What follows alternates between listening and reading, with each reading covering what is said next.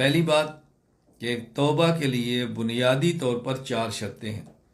Number 1، جس گناہ کا ارتکاب کرتا ہے اس کو فوراً چھوڑ دے۔ نمبر 2، وہ چھوڑنا اللہ کے خوف، اللہ کے ڈر اور حیا کی وجہ سے ہو۔ نمبر 3، آئندہ نہ کرنے کا پکا عزم ہو، فیصلہ ہو۔ نمبر 4، اور اس گناہ پر ندامت ہو، شرمندگی ہو۔ گناہ انسان سے ہو جاتا ہے، گناہ ہو جاتا ہے۔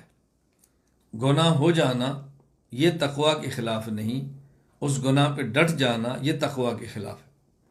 قرآن کریم میں اللہ رب العزت نے جو متقین کی صفتیں بیان فرمائی ہیں اس میں ایک یہ ہے والذین اذا فعلوا فاحشۃ او ظلموا انفسهم ذکروا اللہ فاستغفروا لذنوبہم۔ متقین وہ ہیں کہ جن سے بے حیائی بھی ہو جائے تو وہ اس پر ڈٹتے نہیں ہیں، بلکہ وہ اللہ سے توبہ کرتے ہیں۔